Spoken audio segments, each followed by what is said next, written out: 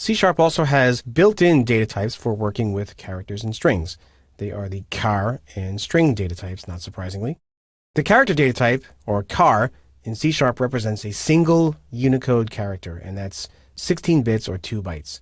So the way you declare it is char, and then the name that you want to give the variable, and you can initialize it if you want to. And it's important in C# to recognize that, unlike languages like JavaScript, when you declare characters, you have to use single quotes. And for strings, you use double quotes. And in JavaScript, you can use either single or double quotes for characters or full strings. It doesn't matter. In C#, it does matter. So for the character data type, use single quotes. For strings, use double quotes. If you're not familiar with Unicode, don't worry too much about it. It's basically an international standard for representing a wide variety of characters from a wide variety of languages. And it supersedes the old ASCII dataset that were used in computers up until just recently. So here we have an example of a character being declared, and this is a lowercase letter a, and as I mentioned, it's 16 bits or 2 bytes, but you're not limited to lowercase letters. You can use things like numbers. You can even use punctuation. All of these are legitimate characters. For strings, you use the string data type, and a string is a series of Unicode characters.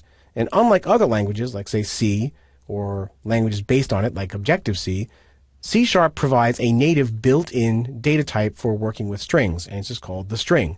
So to declare a string, you use the string data type, again, the name of the variable that you want, and you can initialize it. And notice here I'm using double quotes to initialize my string, which is part of the C# syntax rules.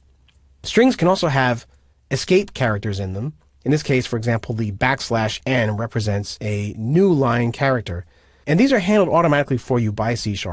If you make a string that has an escape sequence, which is basically a \, followed by a special character code, such as a T for a tab, or an R for a carriage return, or an N for a new line, C# will simply convert that for you. Now this provides some rather interesting side effects for working with things like directory paths. So for example, if I wanted to make a string that contained a directory path, I'd have to escape out the backslashes by putting a \, in front of them. And this can get a little cumbersome and tiresome to read. So C# provides a special way for telling the compiler, hey, don't worry about escape characters. I just want every character that's in the string to be what it really is. And the way you do that is you put an @ symbol in the front of the string. So in the case of declaring the my directory variable, in the first case, I had to escape out the backslashes. In the second case, by putting that little @ symbol in front of the string, I'm telling the compiler, hey, those backslashes aren't escape characters. They're just real backslashes. Please treat them as such. But the fun doesn't stop there. Remember that characters and strings are objects. The character data type is really a system.char object, and the string data type is really a system.string object, which basically means that each one of these data types has some really cool features and methods built in. So for example, if I define a character variable as the lowercase letter a right here, I can do some really cool things on it.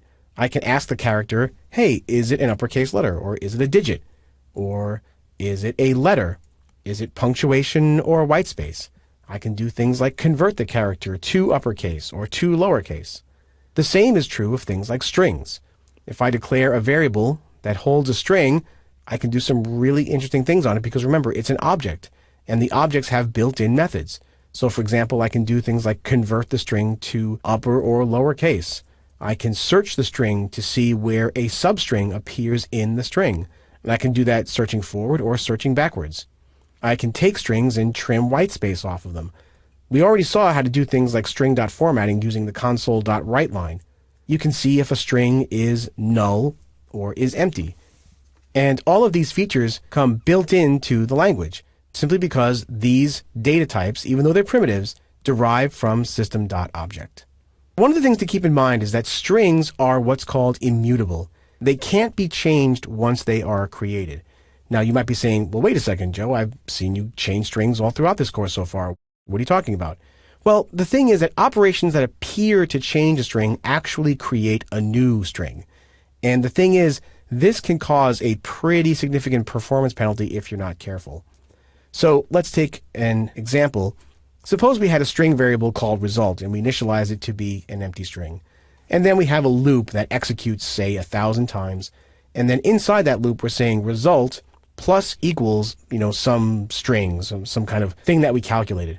Well, even though that plus equals appears to be modifying the string, What's really happening is each time this loop executes, a new string is being created that holds the temporary results of concatenating the string on the end, and then that new string is assigned to the result variable, and then the old string that used to be there is just simply discarded. Now, if you do this a lot in your programs, you're going to hit a pretty significant performance penalty. So if you're doing a whole lot of string manipulation, sometimes it's better to use some of the built-in classes to do this.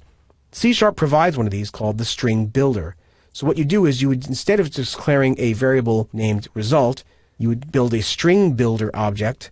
In this case, I'm using the string builder class to declare a variable called SB. And then instead of doing the concatenation in the loop like you see there, I would simply use the string builder's append method. And we'll cover objects such as this later on. But the point here is that I'm not just using a straight string to do this. At the end, if I wanted to get the whole result of the string builder as one long string, I would simply call the toString method on it and assign it to a string variable that I've called result. Let's take a look at some examples of using some of the features that we've seen here for characters and strings in real code. So I'm over here in my code, and I've got my chars and strings project open, and I've also got my example snippets open. Over here in the example snippets, you can see that I've scrolled down to the chars and strings sections. So let's go ahead and copy some of this. I'm going to copy these lines right here. Paste those in. So I'm going to save, and don't worry about that little warning that I'm not using the string. We'll get to that in a second. So you can see here that I've declared a variable called mychar, which is a char type, and it's a lowercase letter a. And essentially what I'm doing is exercising some of the methods that the character class provides for me. So I'm going to do a whole bunch of write lines and write out the results of a whole bunch of these methods. Things like is upper, is digit, is so on. So it starts off as the lowercase letter a. So let's go ahead and run the code and see what happens. So you can see that the results for these tests are, well, is lowercase letter a upper? No, that's false. It's obviously not a digit. It is a letter. It's not white space or a punctuation. And you can see here the results of calling to upper and to lower on it. Okay, so let's change it. Let's change it to, say, the number 8. And we'll save and we'll rerun it. Well, in this case, you can see that to upper and to lower have the same result because there's no such thing as an upper and lowercase 8. But in this case, the isDigit function returned as true. And I'll leave this as an exercise for you to play with. What I'm going to do now, though, is go back to the snippets. And I'm going to copy the string tests. Let's do some of the string tests. So in this case, you can see I've got my string variable. It says this is a message with a new line, and you can see it's got some leading and trailing spaces on the front and back. And we're going to do things like call trim, and to upper, and to lower, and index of, and last index of. So let's go ahead and save this and run it. And you can see here that this is a string with a message and new line and spaces in it. You can see that the spaces have been cut off. Here, the result of to upper is that all the letters have been converted to uppercase. Here, they've all been converted to lowercase.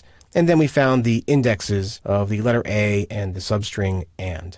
So you can see that even though we've got primitive data types for characters and strings, they're really pretty powerful just, again, because they derive from the base system.object class in C#. And because they're objects, they have a whole bunch of really useful features that just come built in.